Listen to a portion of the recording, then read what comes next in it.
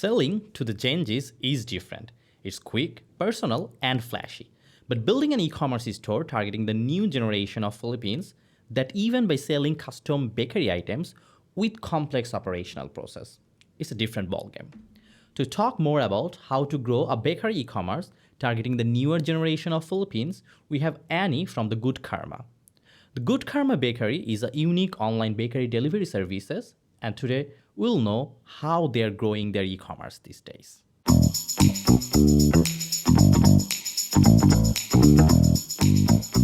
Hey Annie, welcome to our e-commerce growth podcast. Excited to have you in our show today. We have heard a lot about your Good Karma and we wanted to understand how you started our journey. Well, it started like in a small condo unit where most of my cousin's time with her husband were used to baking for them to like enjoy themselves and to bond. And eventually they thought of maybe we could sell it to our friends. Then eventually word of mouth happened and a lot of orders were coming in. And it wasn't really that enough for just two people in a small condo unit to bake that volume of orders. So that's when I came in. They asked me if I had my free time, if I wanted to help with their social media and bake alongside, which I did since it was the early months of the pandemic. There was nothing much to do and we were all locked down at home. So until it progressed into the volume of orders we had this month, tripled the next month, then quadrupled the following month. Then we really had to open a commissary. It was like a big house where all we did was bake there and store all of our ovens to accommodate all orders that was going in. So, how many people do you have now in your team? Now we have almost 15 to 17 people manpowering Good Karma, Okay. including social media, the website, the operations, the delivery, everything. So, since the pandemic, you have almost tripled your sales and revenue. So, what are the business strategies that you have been following? The business strategy we use mostly relied on social media, as to all of the people, all of our consumers were online. And we took an advantage of people being locked down at homes to cater their cravings. Since majority of us can't go to the mall, can't go and buy what we want, all we had to do was stay at home on our phones, and with that we used ads to like attract more people, to attract our target market, to actually direct them to our website and our page on Instagram. So Okay. that's how So, we. in case of your target market, so how did you actually find out whom you should target? So, what are sort of audiences that you are targeting from the very beginning? Well, our brand is a cute brand. As you can see, it's pink. So Mm-hmm. majority of our target market mostly relied on women who are Mm-hmm. Gen Z to millennials. Since we're a Mm-hmm. very modern and cute brand, that's the type of people we attracted. And because of that, we Okay. also customized our own ad setting, which you can see in Facebook before you actually publish an ad. You can customize it to your own liking based on what type of business you are. Okay. So, in terms of your, I would say, marketing or growth strategies, you are mostly relying on Facebook ads and Instagram ads. Yeah, mostly on these How two platforms. Yeah, how are those ads working for you? How many, I would say, leads are you getting from those ads, and how is the ROI as well? Oh, with the ads, it's actually my cousin who does that, but I can see her Okay. reports. There are some ads who are actually doing well that hit almost six figures in reach organic, Okay. which is So actually pretty good. I'm more of on the edge of social media creation, while my cousin specializes in ads. So it's a different field. I can't actually give more into detail into that because my knowledge isn't enough to actually give advice on it. I understand. So, apart from the Facebook ads, what are the common channels of your release? Like, do you have a community? Do you do influencer marketing? Anything like that? Oh, yeah. We actually do and rely heavily on influencer marketing since our target market Mhm. caters to Gen Z and millennials. They're always active in social media, always waiting on new trends, who's wearing who, what's this icon actually doing, this artista is a celebrity. And then they actually want to get to have that same product as their idol because it feels like to them it resonates with them and it's something they can Mhm. also have at the same time. So I think it's very smart that brands nowadays actually invest in social media marketing, influencer marketing, because it's also another term of ads because influencers have like a huge following, which that following can watch or see what type of product they're endorsing. So it's actually very Mhm. smart. Okay. So, in terms of your company, as you are mostly more into the perishable products, like you bake, which means you have to bake after the product is ordered, right? So, what do you normally do when you have a massive influx of orders? So, I think, let's say, once your campaign hits off and you start getting a lot of orders, how do you tackle all those deliveries? What are the challenges you face? Actually, beforehand, we just order in bulk. Like, Mm-hmm.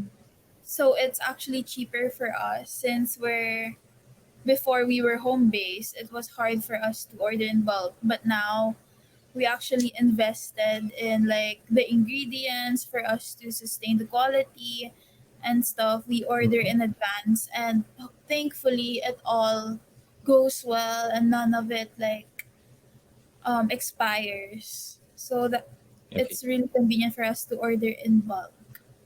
So it also Okay. pressures us to like, oh my god, we need to sell more so we don't have this amount of ingredients going into waste. Yeah. Yeah, and normally how does that work out? I mean, once you have started ordering in bulk, so can you or are you guys able to sell all of those, or how many percentage of that goes to waste as well? Actually, we haven't really encountered our raw ingredients going to waste because our sales are consistent and we're really thankful for that every day when there's a birthday people still trust us to cater to them to those special moments. That's why we've never really encountered the time we had our ingredients expired or going to waste. The only time it actually goes to waste is when we R&D because we create lots of cakes for us to Mm-hmm. taste test. And that goes to waste because we can't always finish the whole cake, especially when we Okay. try to design it since our business model is custom cakes. So we Okay. really need to practice a lot on it. Okay. So from your point of view, why good karma? I mean, why people buys from you? What are the unique selling points? I think because it's like you get to customize your own gift. It's a gift you can give to a special person where it Mm-hmm. has special meaning to it because you're the one who designed it, because you're the one who chose how it looks like, what flavor you want, and it's just customly made for you special. So you can't just get that to a store because when you go to a store, when you go to a bakery, it's already set. It's just you pick a cake and that's it. You and all of the customers in that store can have the same cake. But with Good Karma, you get to personalize your own. And that's what And makes it unique. what sort of competitions you're facing right now? I mean, once some, let's say, e-commerce store starts growing, you always see more and more similar sort of e-commerce stores coming in and giving hard competition. So, what's going on in your case? In our case, since we're actually being getting more popular and getting the traction from lots of people, we see that some small businesses are trying to copy us as well, like selling custom Mhm. cakes at a very low price. But what sets us apart is we were one of the first businesses who actually had that business model. So we had that advantage of getting brand trust and Mhm. our brand being known to people. So in case of like, we're already known for having aesthetic cakes at a reasonable Mhm. price that actually tastes good. Because in the Philippines, if you like order custom cute cakes, majority of the time they don't taste as good because of Okay. the ingredients they use and the design wise. So since we're already like um far off and we were actually one of the first businesses, we're already the standard that people trust and go to from time to time. So you're saying that you have already established a brand and people are buying a lot on the brand value as well. Yeah. Got it. So, in terms of your sales process, as you're selling customized cake, which means that you need to understand a lot about whatever the customers are looking for, right? So, how does your sales process work in that case? Because let's say if I want to buy something, I want to be customized, I cannot just go into your website and buy from there, right? Yeah, actually we have like types of cake Mm-hmm. where you get to choose which type of design and you just send us a DM and it's within that price range already. For example, in Mm-hmm. our website, you just choose an ombre cake. You get to message us and it's already fixed price. But sometimes clients get to be a little more creative. So they just prefer to send us a message privately, and our social media managers would respond to that and actually price it with the addition of the costing, since some clients want a standing cake with like a person on it or a car. It's kind of weird because people have these creative ideas that they want on the cake, but they still want to eat. And it's a bit complicated. So it really depends. But our standard custom cakes naman is on the website and we don't add on to it anymore, since it's already like we assume that if they're gonna add, it's still going to be okay with the pricing and we're still gonna profit from it. Okay.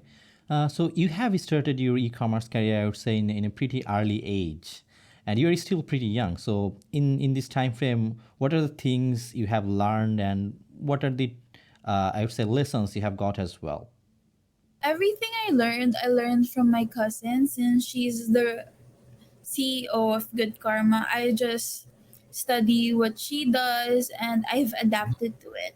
And because of it, we also do research and development together, and that's how we actually learn. So, running a business is actually a learning process as well. We get to know more, we make mistakes, we learn from it, and basically trial and error happens frequently than it is portrayed on social media.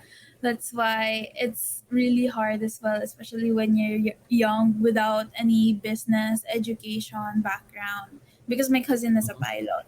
So that's why it's all trial and error, research and development until we actually got used to it and actually know the ins and outs of the custom cake industry in Yeah. the Philippines. So custom cake industry or anything custom industry normally is very challenging because you need to customize a lot. Sometimes when you deliver, then the customers wants to make any changes as well. So what are the challenges you normally face on your regular life? Thankfully, Good Karma is a family business, and all of our cake artists are related to us, are our cousins. So we have that trust already that it's always gonna be quality. But sometimes, because of the weather, it can be too hot, and the deliveries, we actually offer refunds because we value Okay. our clients, and it actually rarely happens. So whenever we do the refund, we actually mean it because Mm-hmm. before dispatching our cakes, we do quality control to prevent it from happening. And our drivers right now are in-house ones, so we guarantee that it's gonna be delivered safely and it will look the same as it was in picture. Because before we dispatch the cakes, we send the photo to the client to make sure Mhm. that it's quality and it's nice and if they're satisfied with it. And then that's the process of dispatching the cake to them. Okay. Uh, as we all know that e-commerce industry in Philippines is growing pretty rapidly. So what do you think is the reason and how you are thinking about your future with Good Karma as well? Actually, we're saving up to open in the store so we can have a physical store that people can go in, because since the pandemic is almost over and everything's getting back to normal, it's gonna be challenging because our competitors are physical stores that people can go all the time and have their order same time. And that's a struggle with us since we have it pre-orders. So some Mm-hmm. people, some clients are very impatient and they want it as soon as possible. Or some customers are impulsive when they just um, walk by a store, they want something, they buy it. And that's Yep. gonna be one of our problems as an e-commerce, is if people would actually prefer physical stores instead of pre-orders. Got it.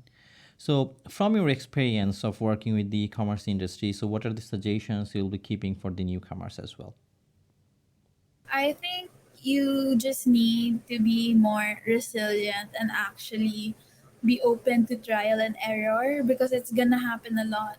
Most businesses only succeed in the first year and fail on the second. But you shouldn't stop there. You should be consistent. You should find solutions to every problems and be patient, because not not one business can grow overnight or just in a year. It takes time and trends go on and off, and you have to always know what people want.